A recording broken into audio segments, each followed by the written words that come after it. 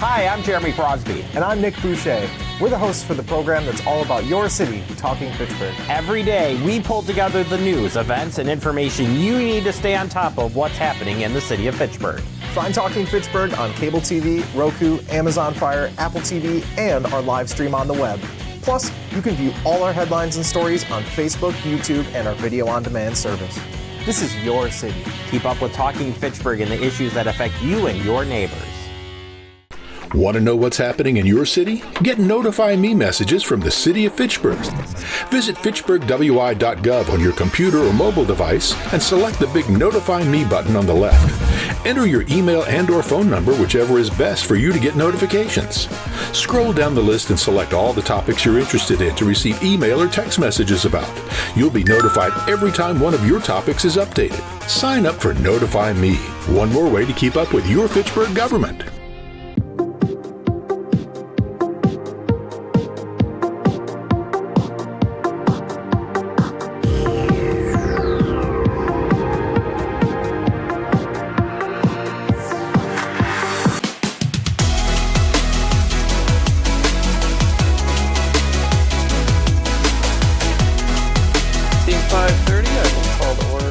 January 6, 2025 meeting of the Board of Public Works. I see we have our full contingent of board members here tonight. Dave Herbst being remote, everybody else being present. And we can move on to public appearances for non-agenda items. I don't see anybody in the gallery and nobody has submitted paperwork. So we can move on to the approval of the December 9th meeting minutes. Can I get a motion to approve? I so move we approve the December 9th meeting. Second. Thank you, Dave and Don. Any discussion? Hearing none, I will call the vote here. All in favor of the minutes as listed in the packet, signify by saying aye. Aye. Aye. Aye. Anybody opposed, say nay. It's unanimous. Moving on. Report from the Director of Public Works, Mr. Tim Volker. Thank you. A couple items from our last meeting to follow up on. Today, the police department placed a temporary speed board along Williamsburg Way, heading westbound between King James Way and Smithfield Drive. So that was installed today, and that will remain up in that location for several weeks. Typically, police department will leave it up until it's needed at another location.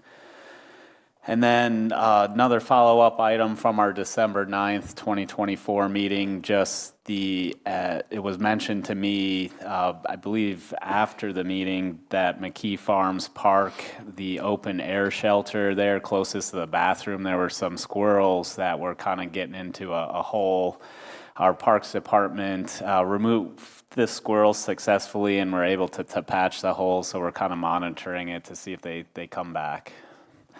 Were they getting after the electrical or anything like that? No, not getting after the electrical, just kind of causing a mess. So, and then just a couple project updates. Our Sain Road reconstruction project, we're looking to award the contract for Phase 2 at our January 28th, 2025 council meeting this month. So there'll actually be 4 separate agenda items that we're looking to refer out January 14th, and then looking to come back for award of that January 28th. So one agenda item will be for Phase 2 construction, awarding it to the contractor. And then the engineering services during construction will be a separate agenda item. And then also a pre-approval resolution for the pre-approval that's required for the WISDOT, which is for Phase 3. So WISDOT hired the contractor and hired the consultant for the engineering inspection. So we just need to issue a purchase order so that we can start paying WISDOT back for the pay applications. And then lastly, there'll be an intergovernmental agreement for paving of the bike trailhead for the Cap City Trail with Dane County will be the 4th agenda item. And then our last project update I have for you this evening is our well 12. Drilling is complete on that well. We're 1,033 feet deep, and we're looking to complete the pump testing within the next month and take some samples for that well. So with that, does anyone have any questions? Tim, thanks for checking on the squirrel hole and keeping the bathroom still open in there, and then mounting those signs on Osmond for the Groove Road. The question I have was, we have a lot of the speed boards out there. Do you or does law enforcement check the data to see if you got any repetitive, consistent violations that could use a little bit of enforcement, or what do we do with that data? Yeah, we definitely check the data. So that's something Ross monitors. If we put up a speed board in a specific location, some of the speed boards we don't get data on, but for most of them we do, and we're able to monitor it and pull reports, based on the dates and times it was up, and see if we see an increase in speeding or a reduction. So that is something we monitor very closely. But if you have any habitual reoccurring time, does that go over to law enforcement and then they'll it's look at it? Definitely something that we put on their radar where, hey, if it is an area where we're seeing an uptick, that's something that they can then enforce a little bit more closely if they have the resources to do it. I believe they're still understaffed. Tim, along the same lines, so when we get the streetlights implementation, all that data is anonymized, but do you know whether we get data points where it says, yeah, this is anonymous data, but the same car is going through and causing problems regularly? Do we get any sort of information like that, or is it strictly? I don't believe we get information like that it's stripped of any detail. Okay, so it doesn't even tell you car XYZ. Correct. Okay. Traffic signals or street lights? You said street lights. Yeah, streetlight is the name of the software that collects the data from the speed boards. It's not confusing at all. Street light time.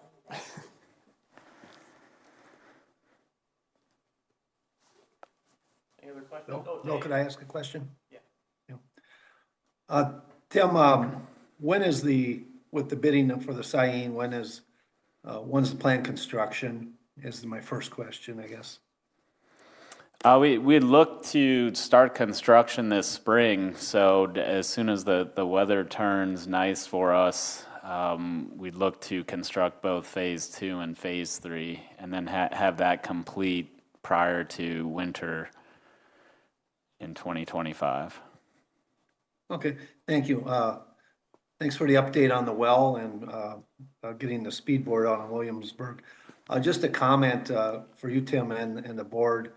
The first meeting of the year we had for our parks, the mayor came and she tasked us. She said, well, I'd like you to list a short list of goals, a very short list of goals for your group. And now I realize your list is vast, but ponder three things. They would say, we'd like to get your projects, certain projects. I want it no longer than three items for our priorities. Well, I know you'll be working on many more than that, but maybe you and the staff can put some thought into that, or other board members.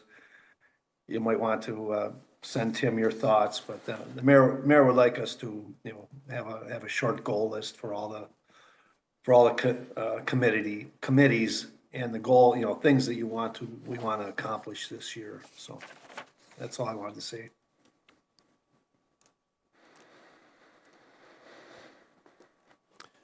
Anything else for Tim? Okay, we'll move on to agenda item 5A, review items, review of utility P-card and check payments. It's a nice list in the agenda packet. Any questions on those? Tim, just on, I'm trying to find where they are. There's a conference in there. I'm trying to think where it is. NASECA conference. We got 3 people going to that, and looks like one we're paying membership for. Who typically goes, and how do you select how many go? So that specific conference is a utility conference.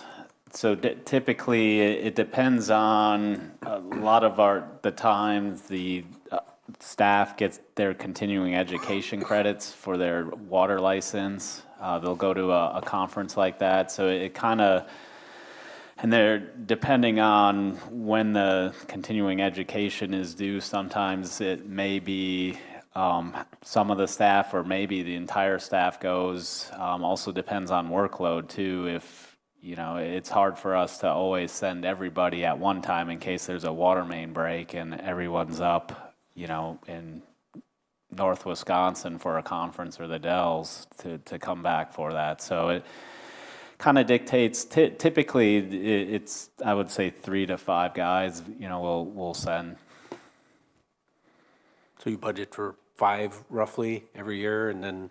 Yeah, and then we budget for multiple too. It may not just be one conference. It may be a couple throughout the year. That's something, professional development, something that is important for our staff to kind of keep up with technology and kind of what other utilities are doing or public works departments throughout the state are doing. So it's a good networking forum too. Okay, thank you. I have one question. There's a bid item here for Hawkins Chemicals lift station. Well, a couple bid items actually, for the lift station chemicals and other chemicals that are a couple $1,000s each. And I see that on the agenda tonight we offer a budget amount for them. So what is the difference between what gets budgeted and then what gets on the P cards? So the P cards are paying the specific invoice.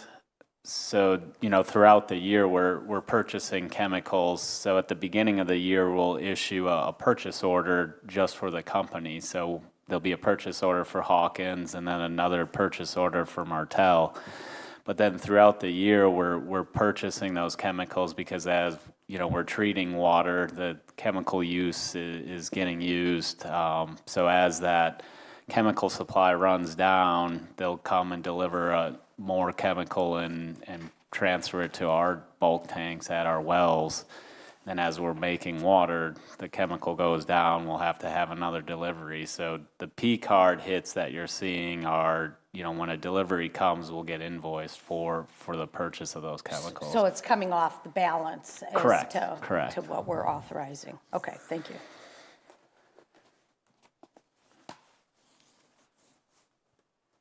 Any additional comments on the P cards and checks?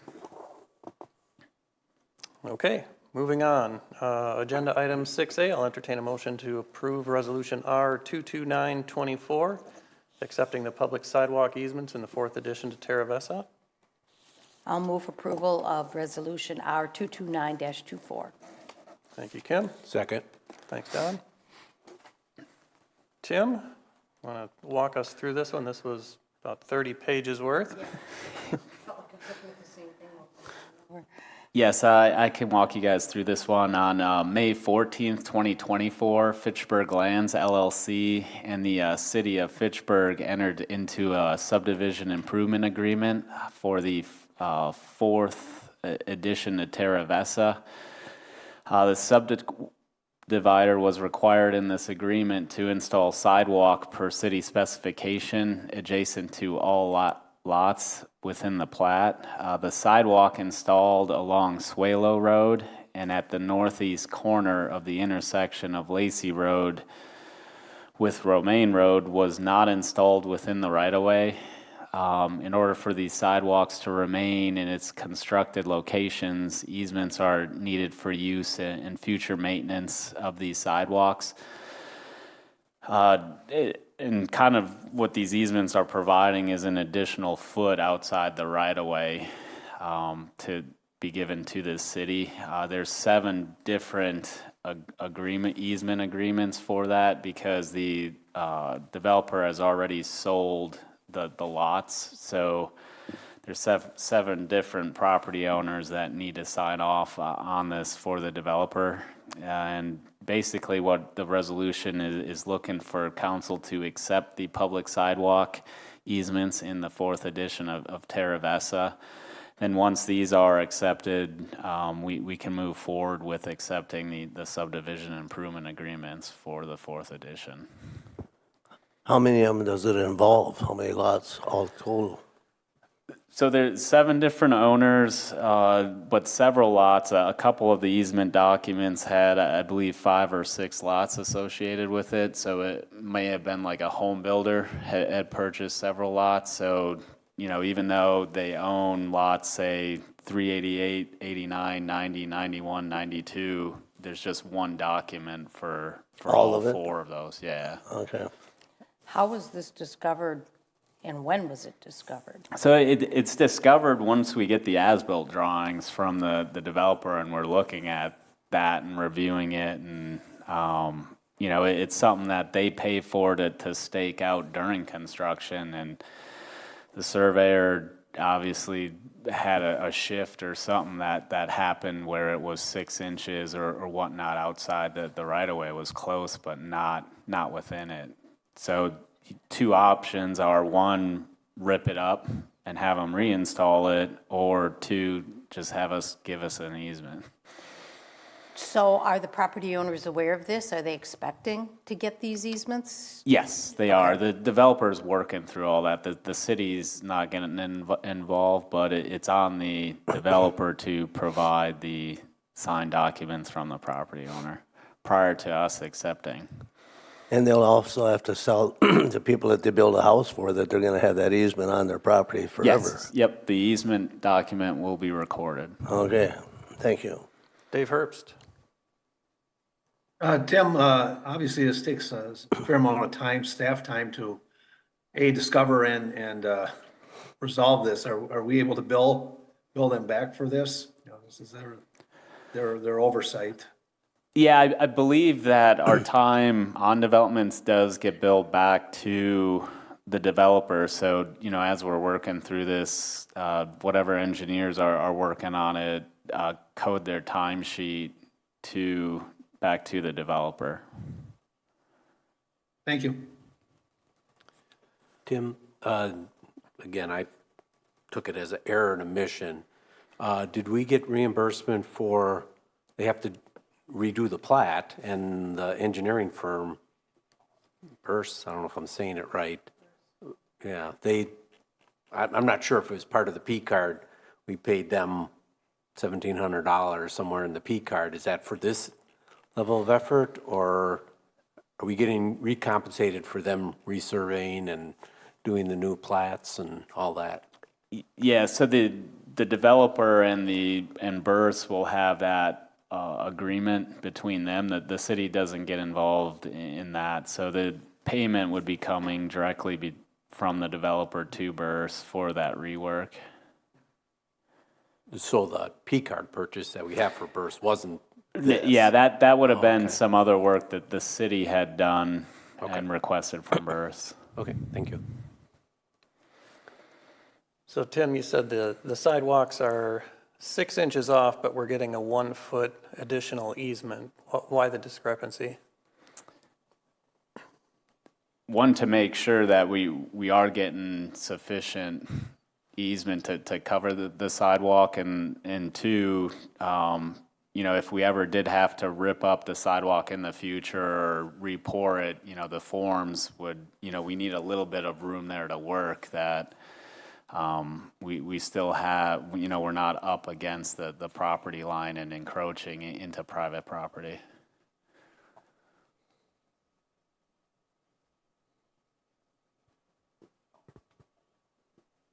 Anything further for Tim? Okay, I'll call the vote. All in favor of Resolution R 22924, signify by saying aye. Aye. Aye. Opposed, say nay. All right, unanimous. Agenda item 6B, I'm looking for a motion to postpone indefinitely Resolution R-22824, accepting the subdivision improvements in the Inspiration at Swan Creek CSM. I'll move for indefinite. Go ahead. I'll second it. Okay, thanks, Dave and Kim. All right, Tim, did you want to say anything at all about this, or? The reason for the postponement, we're just waiting on some easement documents from the developer. So really, we don't know when we'll receive those, kind of why we wanted to do it indefinitely in lieu of a date certain. Okay. Any other discussion? I understand it's indefinite, but when I was first looking at it, this was way back from 2021. That's a long time to wait. Well, the 2021 date, was that specifically for the subdivision improvements, or was that like the date that the city and the developer entered into a contract to move forward with the development there? Yeah, that's when the contract was executed between the subdivider and the city. The construction, though, actually started this year. So there was a lag between the time the contract was executed for the SIA to when they went actually under construction.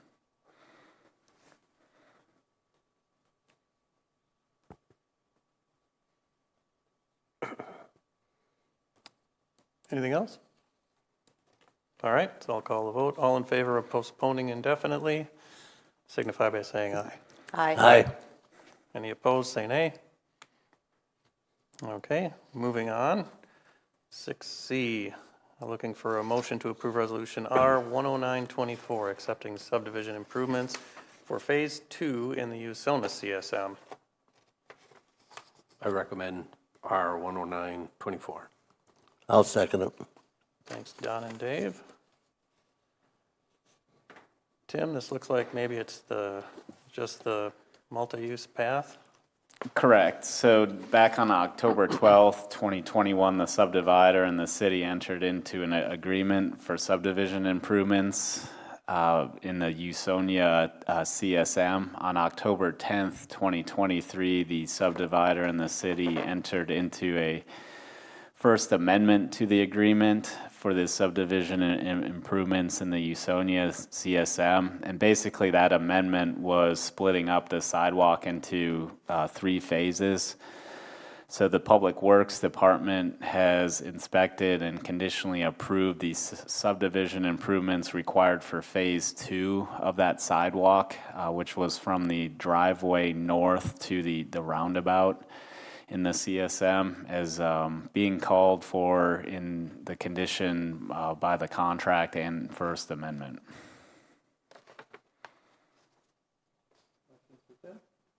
Questions? Have phases 1 and 3 been constructed and approved? Is this the last part of it in the amendment, or where do we stand on the whole thing? So Phase 1 and 2 are complete. Phase 3 still needs to be designed and under construction. So once they develop the parcel, at that time is when Phase 3 would get constructed. And that's kind of along Gunflint Trail.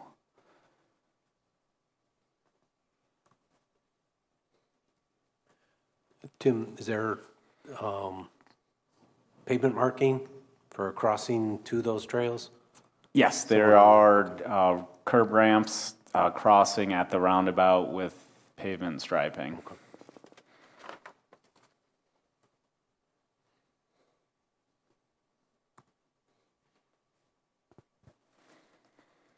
Any other questions?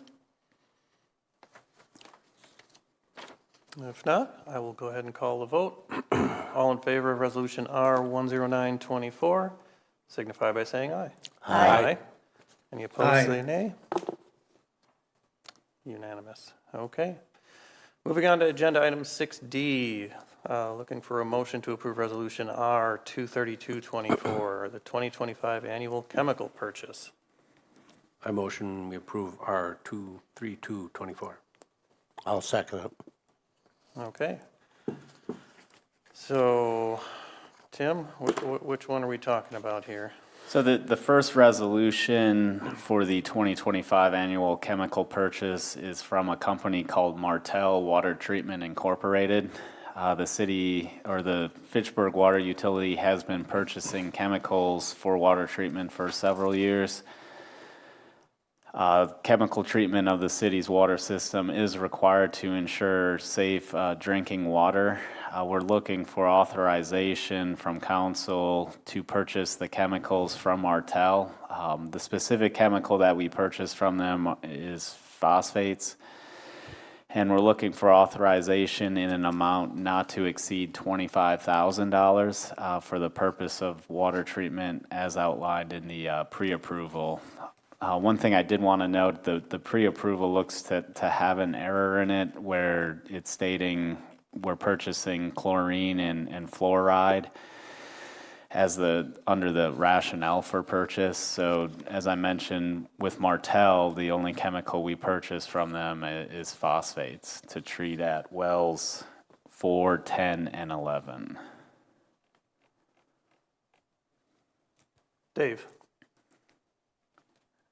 Tim, for people, I think most of our residents are familiar with the, why we use chlorine and fluoride.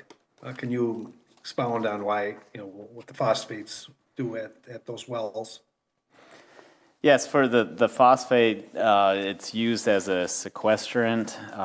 So basically, the phosphate binds with any metal ions, preventing them from precipitating out of the water and scaling the pipes. So it keeps it within solution, those metals, so they don't cause any scaling on the city's pipes in the water distribution system or the internal plumbing of businesses and residents. Thank you. Tim, I'll ask the same question at the Hawkins one too. Does the price seem reasonable based on previous purchases? The price is very reasonable.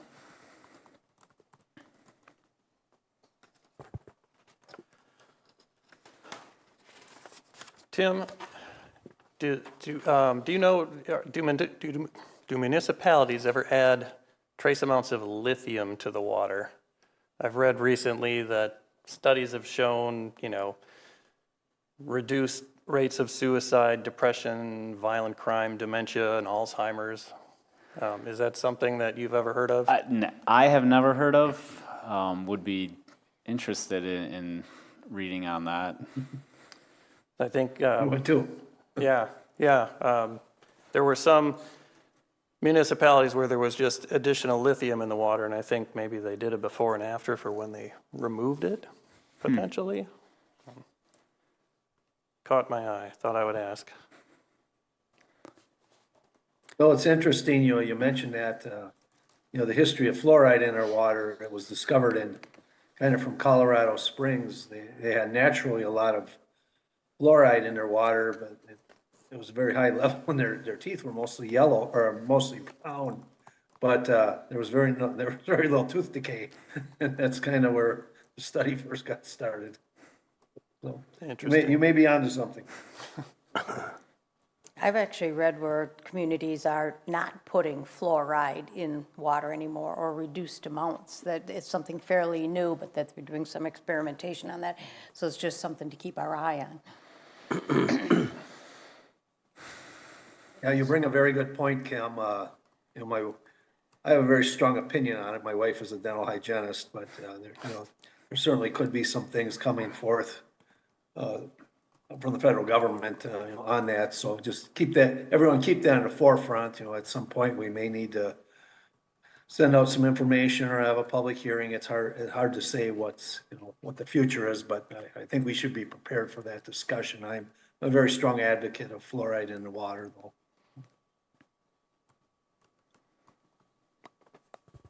Any further discussion? No, I agree. we should talk to, or I think where they were reducing it, because they're getting fluoride by other means as well, not to eliminate it. You're already getting your toothpaste and some other ones, so then they were worried, are you getting too much? Yeah, I think the article that I read had something in it about that they were saying that it wasn't proven to be as effective as what people thought it was going to be by adding fluoride into the water, so it really wasn't necessary. But again, it's a discussion item that, I'm sure different people have different opinions on.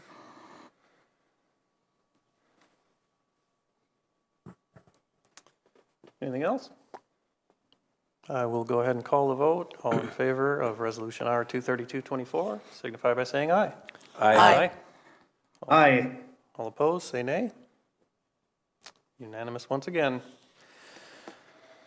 Moving on to agenda item 6E, looking for a motion to approve Resolution R 223-24, authorizing the 2025 to 2029 MAM swap intergovernmental agreement. I authorize, we approve our 22324. I'll second the motion. A second. All right. Who's going to Kim can have it. All right. Sure. We'll leave the tie to be broken by Tim. So the city of Fitchburg is obligated to operate an information, education, and outreach program under its municipal separate storm sewer permit. The Madison Area Municipal Stormwater Partnership, MAMSWAP, is a regional partnership to pool resources and help each member partially fulfill its information and education permit obligations. So this intergovernmental agreement outlines the city of Fitchburg's funding obligation to MAMSWAP, totaling $59,722 over the 5-year agreement period. So we're looking for common council to authorize the city clerk and mayor to sign the attached MAMSWAP intergovernmental agreement. And then Ben's here if you guys have any specific questions regarding the information, education, and outreach program that MAMSWAP does, or the additional obligation we have as part of our permit to, provide some additional outreach above and beyond what MAMSWAP provides. Dave. Ben, what would be something, that the public might see from this? Sure. So they basically coordinate a lot of the kind of regional initiatives. So, for example, when they do leaf-free street information, they'll get information out. Another one that has been, I think, more popular here in Fitchburg is the Adopt a Storm Drain. So people can adopt a storm drain, and they supply all the equipment that we give out to residents. They keep up with the GIS application for tracking. So that's one other thing they do. They also coordinate native plant sales, rain garden coaching sessions, which we'll have some more information about pretty soon here for this year. They do... They'll go to public events just to set up a booth or a table. They coordinate the rain barrel sales, and then they'll put together information that folks like myself or people at other municipalities can use to post on social media.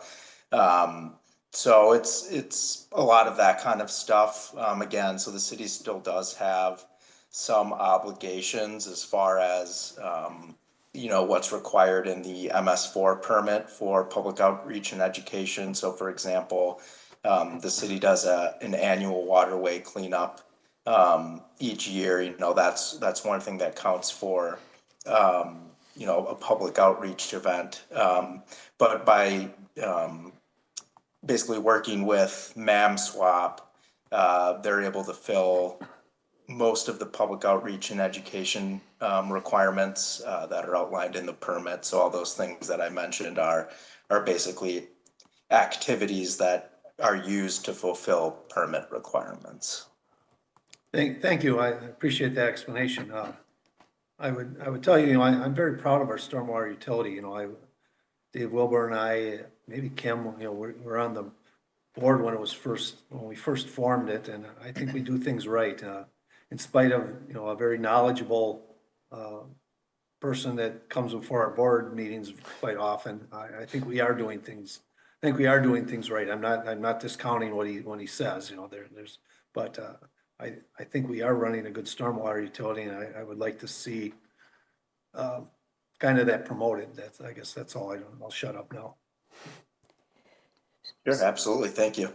So basically, we're paying for us, and all the other municipalities are paying this money per year so that the city of Madison hires a person, does all the coordinating, and the actual activities that we are required to do or want to do at the city of Fitchburg is fairly minimal. Is that a correct statement? Like you said, we do the waterway cleanup. Is there anything else, or is this pretty much just authorizing the funds so that they can hire somebody and coordinate all this?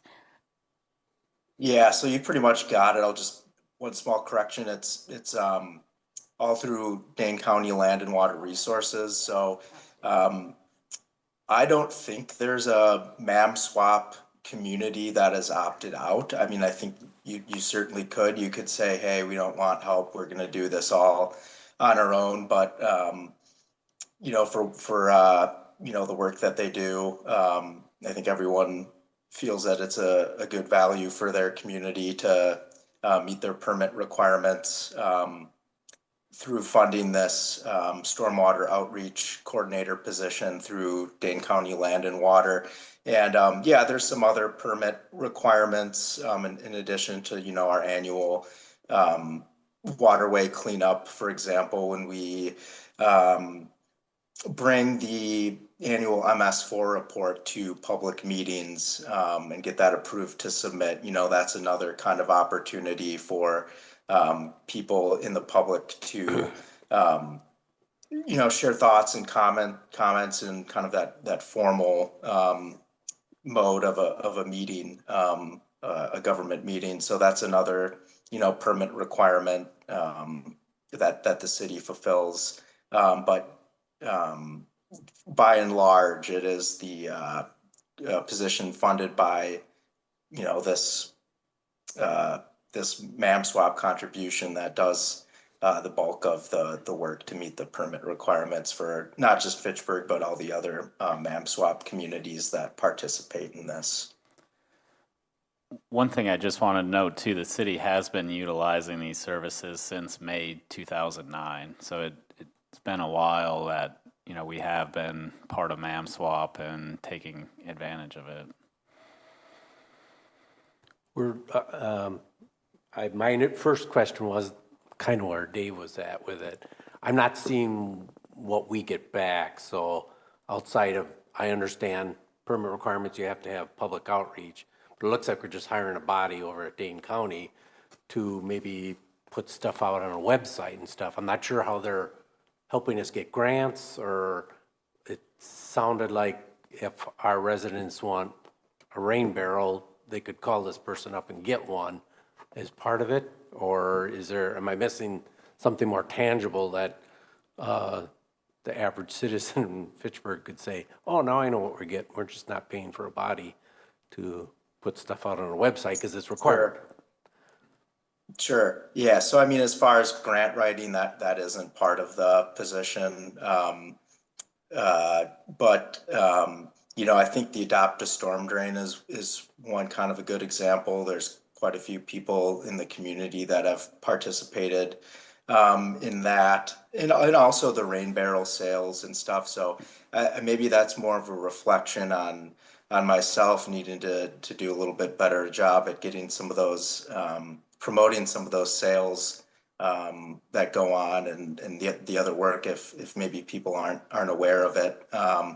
But yeah, I mean, they also will do surveys, just getting information from the public as far as, what kind of things people would be willing to do, seeing what, and basically trying to figure out, okay, what areas should we try to promote, maybe we find through a survey that there's a lot of interest in having a little downspout rain garden, or people putting rain gardens in their on their property. So that is one of the things that they found through a survey. So now this year there's going to be like a rain garden coaching session.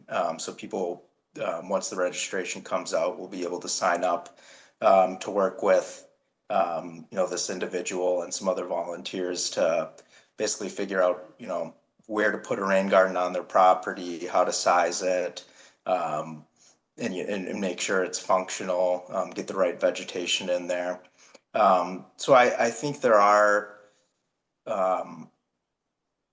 people in Fitchburg that do take advantage of some of the information that's out there, but maybe with anything really, I guess we could always try to do a better job of promoting it and making sure everyone's aware of these opportunities with discounted rain barrels and so forth. Yeah, I apologize, Ben. When I looked at the ManSwap site, I thought it said something about grants that they could go after. But be that as may, I don't know which site when I was looking at it. Are you a member on the committee that reviews those folks coming in, or modifies if we should get a lower cost person, or do we have a representative on ManSwap? So each of the MAMSWAP communities will have a representative that attends quarterly meetings. That would be me. So we attend the quarterly meetings. Those meetings are mostly kind of an opportunity for different communities to highlight maybe something different that they're working on or trying to do to maybe improve water quality, or maybe they have some really great event that they did in the past and want to share how other communities could kind of do the same thing. But as far as figuring out how many dollars need to be contributed by each MAMSWAP community to fund this position, that's not necessarily something that an individual MAMSWAP community is necessarily going to have a lot of influence in. I mean, I guess if it was quite a few of them that said, hey, we're not going to pay this, then maybe that would change something. But really that's a figure that that they have to figure, what's it cost to pay someone to do this job and make sure that it's enough that they can actually retain someone in that position, and it's a fair wage and all that stuff. Yeah, I was thinking more, Ben, in the distribution and the percentage. You look at it, Madison is 8 times the size of us, yet they're only contributing 9,000 more. And also when I looked in there, they're taking over territory. So Blooming Grove is no longer going to be there, but yet Madison isn't picking up their share with it. It's just getting distributed amongst all the other ones. I would think all the members outside of Madison would say, hey, why don't you start contributing more, because you're the big elephant here, and you don't have your fair share compared to what all the rest of them are contributing. Yeah, I guess I will say I think Madison is kind of the lone community where they do have, a public works, basically outreach coordinator over there. So I think they're probably able to handle some of the permit requirements on their own more efficiently. Just they already have some of that staff built in. But certainly that's something I could see if we could get addressed at a future meeting. Okay, thank you.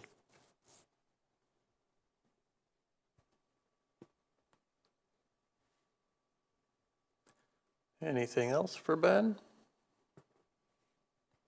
I take it, Ben, you don't want to get out of this. It's a good deal as far as you're concerned. Yeah, that's correct. I would the staff recommendation would be to approve. And so Ben, I assume there's some kind of reporting, so that each municipality can see how Dane County Land and Water has used the collected dollars and what programs they've put on, so that they can judge for themselves whether they think it's equitable and fair. Yeah, so each month we get a newsletter from MAM Swap that basically, outlines and summarizes their activities. They also, at the end of the year, provide a yearly summary outlining everything that they've done. So we do get updates from them, periodically. Is that publicly available, or is that just go to the staff at each municipality? I would say it probably is publicly available on the Ripple Effects website. So Ripple Effects is kind of the brand name for this MAM Swap group. I don't really look on there because I get it emailed to me. But I do believe they do have the summaries available online on rippleeffects.com or .org. And go ahead. Oh, I was just going to say, this is a pretty good list of programs that you mentioned. How do they advertise those programs to the public? So they'll do a lot of social media work. They will go to certain events and try to advertise future or upcoming things in the year. I think that's one of the biggest challenges is promoting things. They're periodically mailing. So, for example, when I said the survey, but of course, when you're trying to mail something to 500,000 people, you can't do that every year or mail everyone a letter. So it is a lot of social media outreach, and then just kind of trying to meet people where they are at events. So, for example, the city had a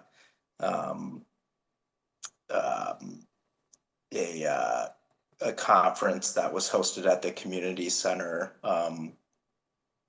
in November of last year, where they showed up and did some demonstrations. They also allow you to use some of their kind of interactive demonstration tools that they have. So, for example, when City Hall did, I don't know what they called it, but they had a lot of, I think, middle school students come in over the course of a week and meet with different departments. So, that was an opportunity where I could rent out their rainfall simulator and demonstrate that to the group of students just this past summer. So it's kind of a mix of things as far as how they promote and advertise.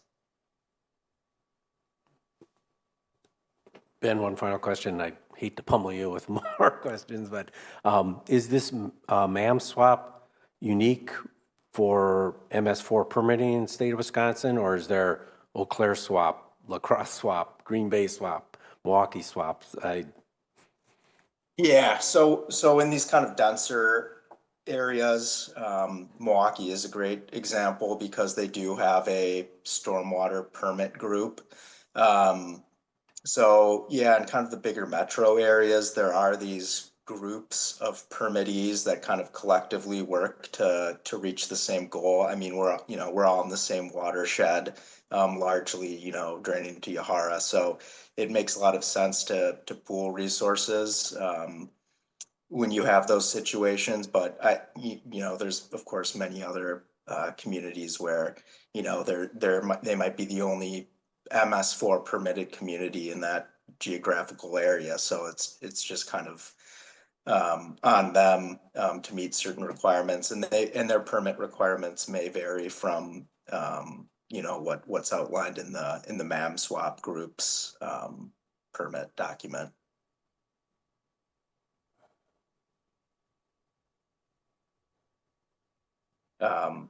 So for example, Milwaukee, the Milwaukee area municipalities. I said that our kind of educational outreach arm is branded as Ripple Effects. They have the same thing. It's called Sweetwater. It's pretty much kind of an analogous group, that meets these education outreach permit requirements for these other municipalities in the Milwaukee area.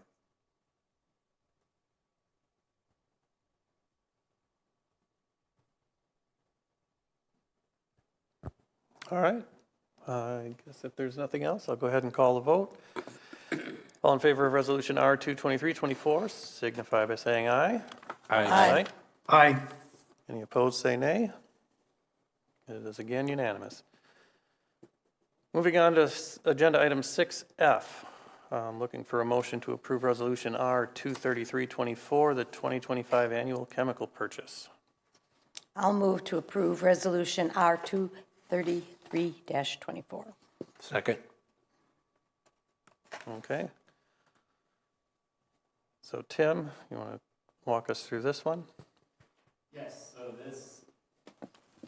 this resolution is for the 2025 annual chemical purchase from Hawkins Chemical Incorporated. They're the second company where we purchase our chemicals from.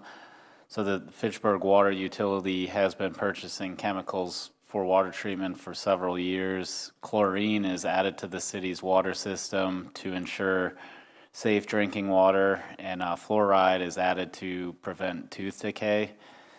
So we're looking for authorization from the Common Council to purchase chemicals from Hawkins, and also authorize an amount not to exceed $57,000 for the purpose of water treatment as outlined in the pre-approval. And then also this past year, we purchased a third chemical from Hawkins, and that's to treat grease within the lift station in Terra Vesa. We've been having some issues with grease that's appearing, so we've added a chemical to help keep the grease down and prevent it from clogging up our pumps and floats within the lift station.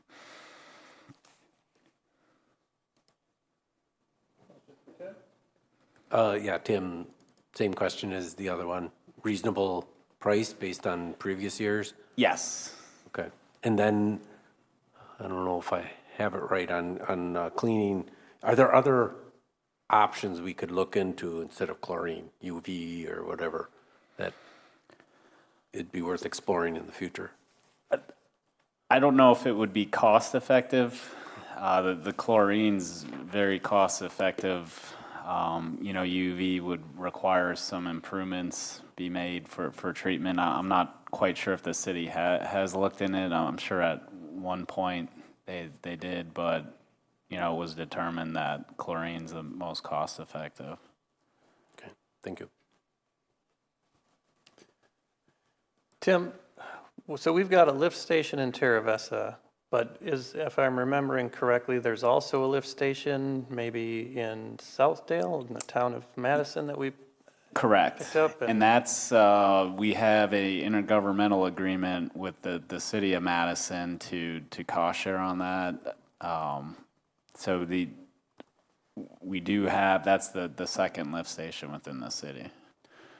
And so the third chemical to treat the grease, is that for both lift stations, or is the other one Just under? Terra Vesa, we're seeing the grease issue there. Okay, so if we had the issue in the other lift station, would that be on us or Madison, or team effort? It would be a team effort on that coordination between the two entities. Dave?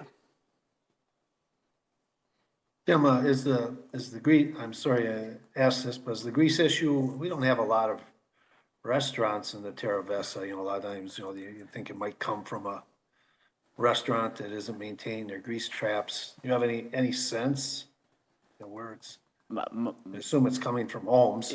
Correct. If I had to suspect, it would be the individual residences where it's coming from, just, people cooking and not dumping the grease out of the pan into a glass jar or something. They're just dumping it down down the sink, which can cause internal plumbing issues too on their pipes. And that's something we've talked about internally. Maybe it's a notification or door hangers going out to, all the residences that sewer comes to that lift station. So where I used to work in Florida, we had individual grinder stations at each house, and we would, the culprits that would have the grease or dump the grease down their sink, their floats would always grease up, and we'd have to come out and we'd put a door hanger just letting them know, the disadvantages of fats, oils, and greases, fog going down your drain. So it's something we could maybe do a little bit better with just some public notification to those residences. I think that would help too, which would ultimately then save cost on us purchasing the chemical. Would encourage you to go down that road. Well, Tim, what is the recommended disposal path for household kitchen grease? Not down the sink. You would want to dump it either in the trash. Obviously, you need it to cool down. You could do an aluminum can, dump from the pan into there, let it cool down and kind of solidify, and then put it in the trash. Is the recommended way, but not down any sink drains. If you don't have that, you can put it in a bowl and the thickens, just scrape it and put it in your garbage. Correct. Very easily. So are you saying that my mom was incorrect all those decades ago when she told me that I should run cold water to solidify it and turn the garbage disposal on? Yes. Ooh. Oh, man. You do not want to do that. Oh, what a bad.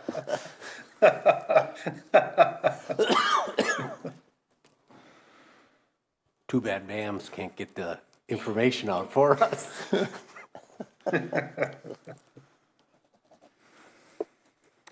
Okay, if there's nothing further, I'll go ahead and call the vote on Resolution R23324. All in favor signify by saying aye. Aye. Aye. Any opposed, say nay. It is again unanimous. All right, item 6G, looking for a motion to approve ordinance 2024-0-37, creating an outdoor lighting regulation by creating Chapter 28 of Fitchburg General Code of Ordinances. I recommend we approve 2024-037. Second that motion. Okay. I see we still have Ben. I presume you're going to take us through this, Ben? Yeah. So what you have before you here, it's it's called the Dark Sky Lighting Ordinance. It's intended to put, just outline some really, what I would say, kind of common sense standards for lighting designers when they're putting together their lighting plans for their buildings or parking lots. A couple key things that I will just want to clarify right away is that if this ordinance were to be enacted, sites that currently may or may not meet the standards outlined in this ordinance would not be required to change all their fixtures, because obviously that would be potentially a big cost. So I want to make that clear right away. And then as far as who this applies to, so basically the way it's written now, any site or project that goes through the architectural design review process would be subject to this ordinance. So again, people with already established lighting, this isn't going to apply to them at this point, and it's only going to apply to the projects that are going through architectural design review. So this isn't aimed just at every single family home. I think there were some questions whether or not that's a route the city wants to go down with potential neighbor disputes, and then the city's ability to enforce certain things. with kind of limited staff time, ultimately, that's another thing on building inspections plate. So as far as kind of the standards in here and what it all means, basically one of the big things in here is setting a limit on light trespass. So if you have, some fixtures in your parking lot, you can't just be blasting light, directly onto the adjacent property. So there's a limit here of lighting. It says lighting measured at the property line, cannot exceed a half a foot candle above ambient lighting conditions. So, that's something that when they submit their lighting plans, which they do already, they submit lighting plans, cut sheets. We can look at their plans and pretty quickly determine, you've got a light trespass issue here, please resubmit. And then the other thing it does outline is basic illumination levels for parking lots. So depending on the activity level, so that's defined in the definition section. In employee parking or parking for an office park, you could imagine is going to be a lot less busy than, parking for, even a hospital or a place that's going to have a lot of trips in and out. So there's different standards kind of associated with those different levels of activity. These tables that outline what the foot candle limits are this is basically in line with what you'll see with other communities in Dane County that have a exterior lighting ordinance. So we wanted to have, some fair amount of consistency. Ultimately, it's really going to be lighting designers that need to read this section so they know what the standards are. So having that, be roughly or at least, close to, what other municipalities are doing, you can make sure that, we're going to have fixtures, available that can meet these standards. It's not going to be anything that's, provides or, is a source of difficulty basically for people trying to meet these standards. There's a couple other sections in here for, I'll just say, unique circumstances. So one is for outdoor merchandising and display lots, basically, a car lot or what have you. They have slightly different standards. Those standards were taken from City of Madison's ordinance. We understand that it's worked well for their purposes.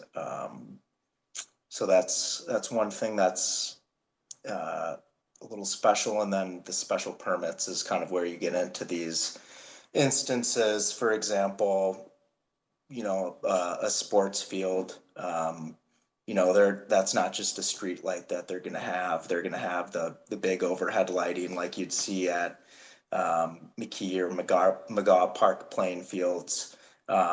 So, just due to the nature of that type of lighting, they may not be able to necessarily meet the standards that are outlined in the above sections. So basically, if that does become a case, essentially this just outlines the process for them to go through to get a special permit. Essentially, they're basically going to have to comply as much as practical with the standards in the ordinance, and then submit some kind of a narrative, basically justifying that they are using the best available technology to get as close to the standards as possible.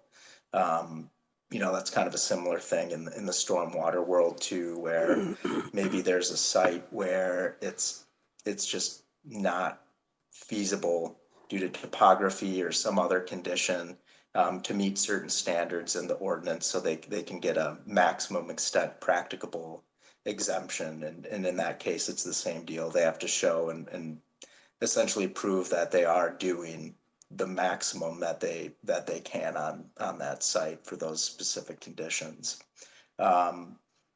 So I guess those are kind of the highlights that I did just want to clarify, but of course I'm happy to answer specific questions. I'm sure there'll be a few. This is obviously would be a new ordinance for the city, so with something different, of course, I'll expect plenty of good questions and conversation here. Why are we doing this now? Is it a problem in the city, or why are we bringing this up at the present time? I think it's going to be a big enforcement issue, to be perfectly honest. It's going to take quite a bit of staff time, because you're going to get people to complain, the people who like the dark lights and the people against the people who are, wanting more light for safety reasons. It's sort of they put those two groups maybe against each other, and I'm just wondering, if we've never had one, are we getting a lot of complaints, or why are we doing this now? Yeah, so this was brought up originally a couple years ago by the Resource Conservation Commission, and that's really kind of what initiated this. So over the past probably year, it's kind of been a topic of discussion, and after discussing, we were asked to work with other departments, building inspection, code enforcement, planning, to kind of come up with a potential ordinance and draft this language and bring it to committees. But originally this was initiated by the Resource Conservation Commission. But why? Were there a lot of complaints, or what? Why are they bringing this up? What was the reason behind the Resource Conservation Commission wanting this? Yeah, it wasn't a complaint-based thing as far as I'm aware. It was, I believe, more so just to ensure proper lighting in the future. It was a big topic of discussion, as far as what would be included. Originally it was, longer, but to your point, there's obviously, you can make it as long as you want, but someone has to be able to review each, standard or requirement that's in here. So it was cut down to a point where, it was just kind of some more common sense things included. For example, I didn't mention this before, but it requires that all lighting has to be full cutoff, which is I think pretty standard nowadays, anyways, from what I've seen from recent lighting submittals. But I would say really it was more so to get some kind of standards in the books. So there wouldn't be issues in the future. Did Planning Commission discuss this, and what was the reason they postponed it, or didn't they even discuss it at all? Yeah, so they did discuss it. The reason it was postponed is they wanted us to look into the potential of expanding the ordinance as far as expanding the applicability of it to not just projects that go to the Architectural Design Committee, but even getting single family homes was brought up there. I have kind of the same feeling, but that's why they postponed it. There were a couple items that they had that Deanna said that we could discuss internally, which we've done a little and will continue to do this week. I have a tendency to agree with Kim. I think we're going to open a can of worms with it. I guess, first of all, I think the dark sky, this is an initiative that is happening around the world, really. Keeping the skies dark is good for, for humans in terms of viewing the night sky. Astronomers prefer to not have a lot of light pollution, but it's also good for wildlife. And I think, correct me if I'm wrong, Ben, but we're talking about, as you mentioned, anything that goes through the architectural design review process, whatever lighting they select would need to be approved by the city. And as long as that approval is met, there really shouldn't be any further problems down the line, right? So in terms of enforcement, would you expect a lot of issues? Well, you know, you can never predict the future, but I would hope there wouldn't be. You know, of course, there's always the chance that someone submits, you know, a lighting plan that does comply with everything here, but for one reason or another, there's, you know, an individual that takes offense or doesn't, you know, like a certain lighting fixture.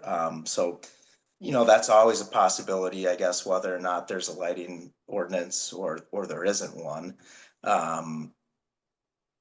But my personal feeling that if it's just limited to what it's limited to now, just, you know, architectural design review kind of projects, I really have trouble foreseeing a lot of enforcement issues or compliance issues. You know, certainly if you take that down to, you know, all single family homes, that's a different story. But for just these kind of architectural design review projects, again, impossible to predict the future, but, you know, based on what's in here, I don't see a huge enforcement effort needed. During the architectural design review process now, can you comment on people's lightings if there's something you don't like?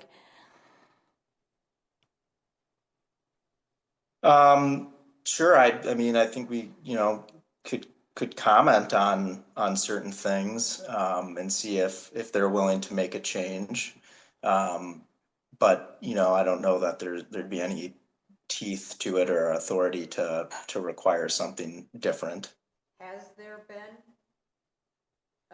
comments on these kinds of things in the past, or when you do architectural and design review? I mean, is it typically something that you look at and you do make some comments one way or the other, or is it something that you don't even look at in the architectural and design review process right now?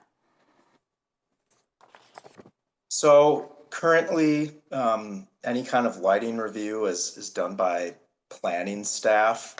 And they do, you know, ask for full cutoff fixtures. They do ask for that currently. But, you know, myself, I currently don't really do lighting plan reviews. You know, if this ordinance were to be passed, I'd look at the lighting plots and just verify the cut sheets. But yeah, I mean, I guess I don't know what's how the lighting review has really worked in the past. I don't think there's really been much of one outside of asking if they'll use full cutoff fixtures and provide cut sheets at least.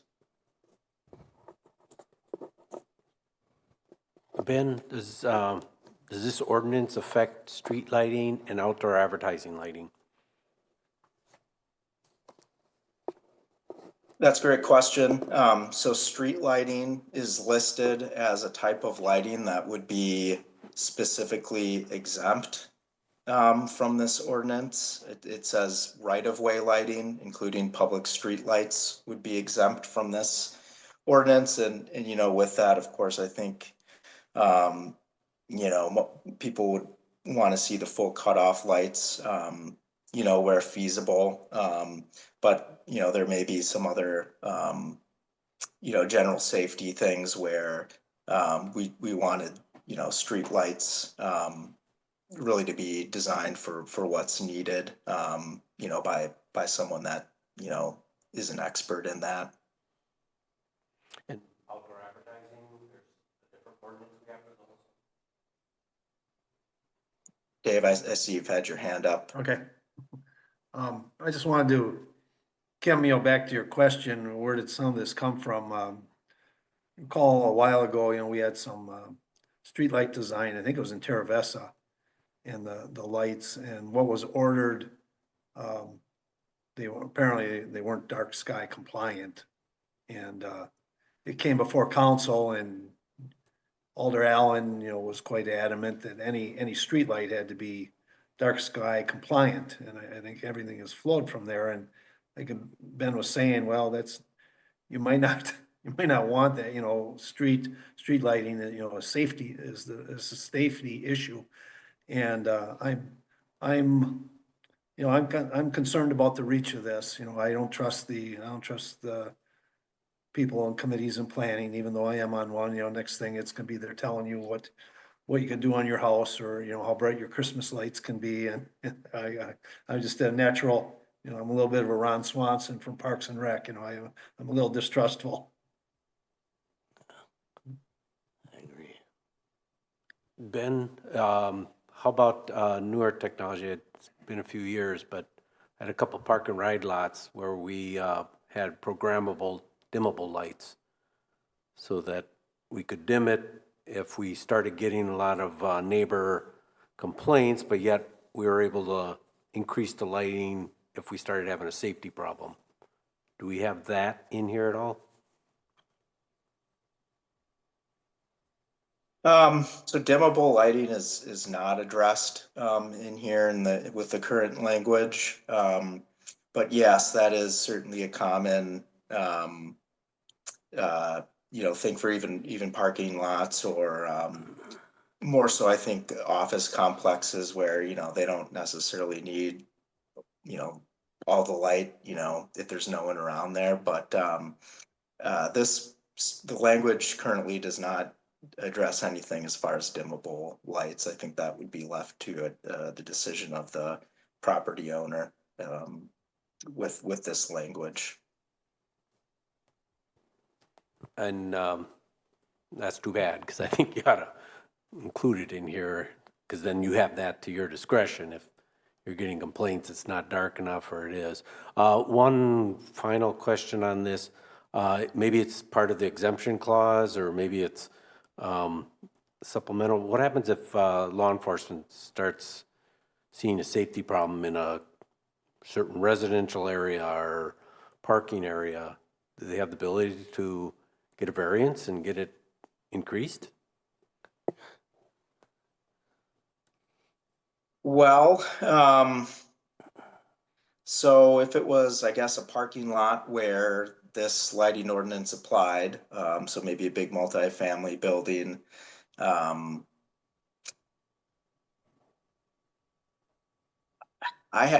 kind of have a hard time seeing with the light that's allowable, it being, so dark that it, is conducive to the criminal element. But, certainly that is a good point to bring up, because, right now there isn't necessarily anything in here that says, if there's problems arising and it's believed to be due to a lack of illumination, then, there could be a variance granted for that. The only thing here it says is, their temporary lighting used for emergency services is exempt. If law enforcement is responding to a crash and needs to light up a road or something, but there's nothing in here that would say, a property can increase their lighting level if there's a belief that it would help reduce crime. So Ben, you've got tables in here showing maximum average foot candles on pavement. How do these numbers compare with what we might be seeing today in the wild? So I've looked back at some of the more recent plans that have been submitted, and for the most part they're more or less, I would say, complying with this. I think the question is, if I were to be looking at plans from 10 plus years ago, I don't know. But as far as plans that have come in with the last couple of years, I can say it's, yeah, pretty close. I mean, I've seen some light trespass issues, but yeah, I mean, as far as meeting the numbers in the table, I'll say by and large, they seem to be doing that.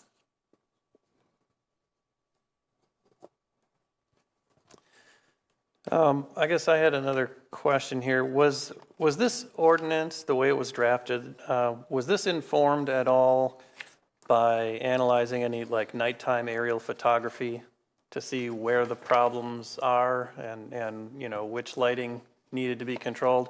I guess, specifically I'm looking at the new exemption that wasn't in the last draft that came before RCC that says 1 and 2 family dwellings are exempt. And that basically is, 90% of the developed area in the city.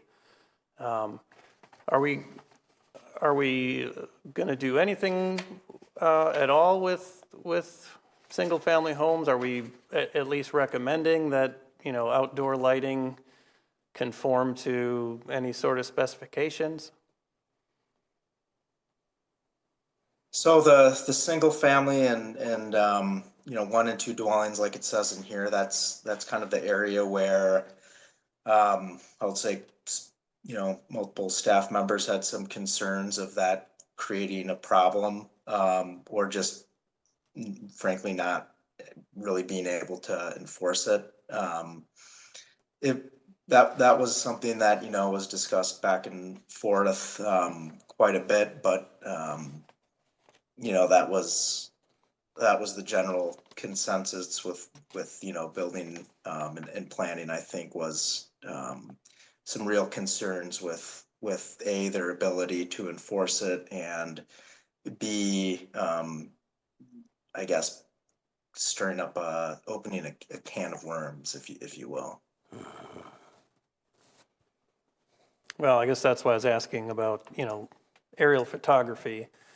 Because if we've just exempted the major problem, we're not really doing much with this ordinance. But if commercial properties are the much bigger source of light pollution, then this makes perfect sense.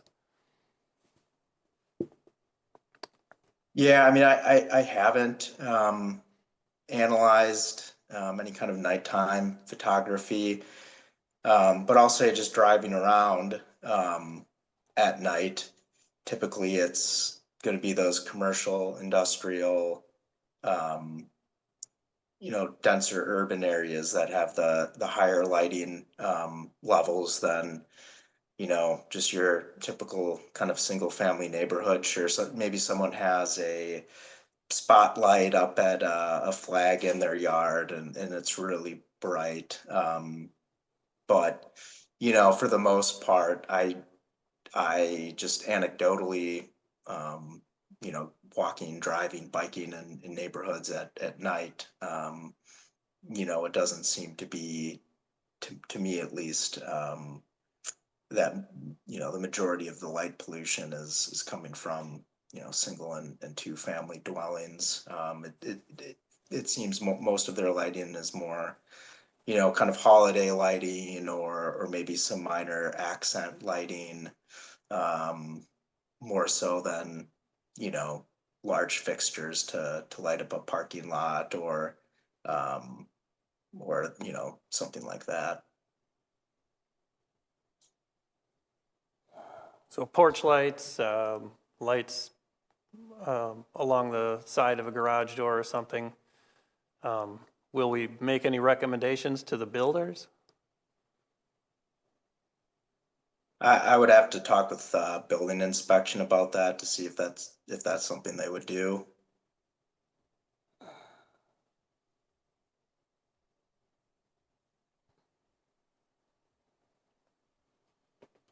I was just going to say, does anybody have a feeling for postponing this? I personally don't feel like I'm ready to vote on it one way or the other, so. I agree with you, Kim. And I'll just add, since it was postponed previously. I think, planning's going to take another look at it, and then it was rescheduled to go to council February 11th. There's certainly time. So in between now and when we look at it again, what are we looking for? Just more time to read it over, or are we looking for some changes? I guess I'm looking to see what kind of recommendations some of the other committees, CETA in general, is probably one that I would be interested to know what their feelings were on this. If you're only looking at what goes through architectural design review, you're not going to get, I don't think, single-family homes, maybe whole new subdivisions, but not, any individual kind of a thing. And I don't know. I feel like I'm not convinced that it's really necessary at this point in time. Same here, Kim. I just don't believe it is either. Don, did you have an exception or an amendment you wanted to make to it? We were talking about the. I would make that recommendation. We have dimmability, but I think the bigger issue for me, and I don't need more time to review it or look at it, is you're going to have inconsistency between existing businesses and new development. And it may discourage new development because you're going to be pinging them for their lots, and existing lots, even if they redo them, are exempt. So you're going to have businesses saying, hey, you let these big car dealerships get away with lighting up the whole world, even though they're not in business during that time, and a new development saying, why would I go in there then? Because you just made me make everything more costly. So I'm not in favor of it. And if we haven't been hearing complaints, it can wait till we start getting a lot of complaints. Ben, in previous drafts, there was language in here about existing sites having to comply with the ordinance when they meet some sort of a threshold in terms of percentage of the development that's undergoing redevelopment, or I think there was even something in there that said within a certain number of years the entire city needed to be in compliance. So essentially everybody was given a 15 or 20 year grace period or something. Can you say a few words about that? Yeah, so there were a few different ideas floated around and included in previous versions that came from language that some of our neighboring municipalities have included in their outdoor lighting ordinance. So as far as the grandfathering in, I think there was originally within, I don't remember if it was 15 years or something, we would want to see, that site in compliance. The other thing that was floated was if the site is going to be replacing more than 50% of their light fixtures, then we would require them all to be replaced if needed to meet this standard. It's very possible that, someone could completely just get the same exact fixtures that they already have, and they just need to submit this new lighting plan to ensure that what they had previously met the standards. Again, going back to those old lighting plans, I don't know if they're meeting these or not, but yeah, those were a couple of the ideas floated as far as getting more sites in compliance. And I guess the other thought that was brought up was, if a site's, going through some major, redevelopment, that could potentially have to go to architectural design review. So you could potentially catch some more of those kind of redevelopment or refresh projects that way as well.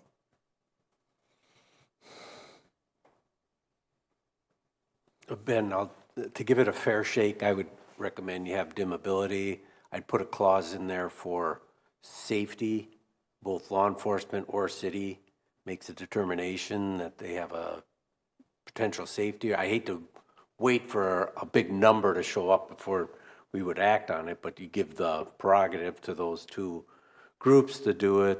The other one, and I asked it in the question, but I don't think it's covered in yours. My other concern would be in the outdoor advertising. We just approved last meeting the development and putting right turn in for commercial business there. I think they'll want to hang some big outdoor advertising signage, blinky lights, moving, that I don't know if this covers that. Maybe there's a different ordinance that would protect that. I'm more concerned with that because we're going to have distracted drivers with outdoor advertising, especially on that location. If they're drawing them in from Verona Road, they have no ability to put signage out there to say, turn here for Hardee's or whatever. They're going to want to put a big sign or hang something really high in the air like you see on the interstate to say, come over here. So. Sure.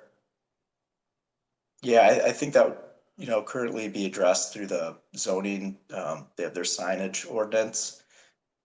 Yeah, that could be clarified, certainly. I do think there will be a lot of improvements in lighting with technology in general, things that are changing. It used to be, you know, the high pressure sodium, those are pretty much gone. Anybody that's doing new things in the technology in the lighting world is changing quite a bit that I think is gonna take care of a lot of these issues, because you're right. I mean, dark sky is something that is important to a lot of people and wildlife, and there's, I mean, it has value. It definitely has value. But I think worldwide and generally technology and that type of thing is taking care of a lot of those issues in itself rather than just being government regulated. So can we call the vote maybe? I think we've probably had enough discussion in my opinion. Well, the motion on the table is to approve or reject. It sounded like there was appetite for postponement. Is that? I'm fine without just voting on it the way that it is. Okay. So, Don, did you want to make a formal amendment with those, with the added verbiage for dimmability and variances for safety and something about outdoor advertising? Yeah, I don't know how to exactly phrase that, Ben, but if we could include those three in here, I'd find it more beneficial. And Ben, maybe it's just the outdoor advertising might be more teeth with it between this ordinance and what maybe zoning does, permit not to have a lot of excess lighting that's going to distract people. And Ben, if that's something you're interested in, then I think maybe we should postpone rather than vote up or down right now. Right, if you vote on it no, I'm going to vote, it's going to be no. Dave moved to postpone. Do I have a second? Yeah, as far as being able to add. Oh, go ahead, Ben. As far as being a specific language, you know, to this, I don't know that I'd be comfortable just kind of coming up with that language here for the amendment. So I think, you know, absolutely we can look into that, but you know, I do feel I would need a little time to make sure that you know, the language properly addresses the issues that you've raised. I'll second Dave's motion to postpone. Especially if planning commission's already postponing and asking you to look at other things, chances are it's going to come back in a different form one way or the other anyway. So it's probably a moot issue to vote on it at this point in time. So I'll second Dave's motion for postponement. And are we talking about to the next Public Works meeting on the 27th? I would say until they're ready. Until they're ready? I wouldn't put a specific date on it. I like the idea when we're ready too. I don't like a specific date. Okay. Did we have a second? I seconded Dave, okay.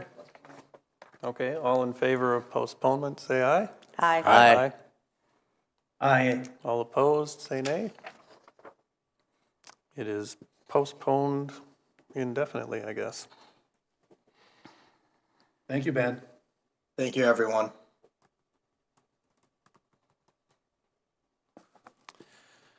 And moving on to agenda item 6H, I'm looking for a motion to postpone indefinitely Resolution R 22524, accepting the subdivision improvements for Phase 1 in the plat of the 4th addition to Terra Vesa. I so move we postpone indefinitely Resolution R-225-24. I'll second it. Tim, can you tell us why we're postponing this? So this resolution is being postponed due to the easements, which was our first agenda item under 6A.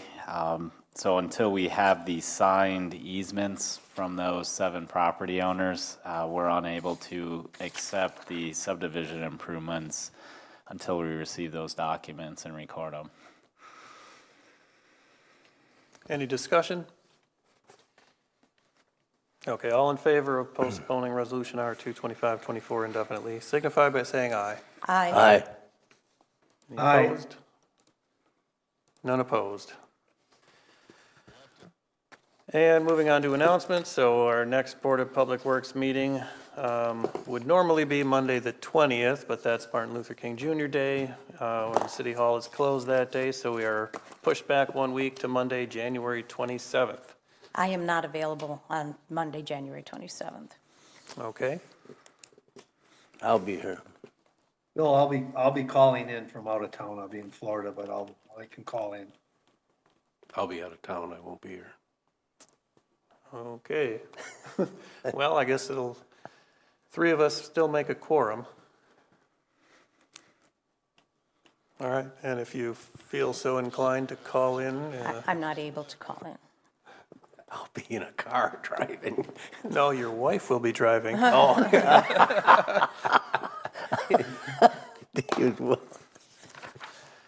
Okay, I will entertain a motion to adjourn. I so move we adjourn. Do I have a second? Second that motion. Okay, we are officially adjourned. Oh, well, all in favor?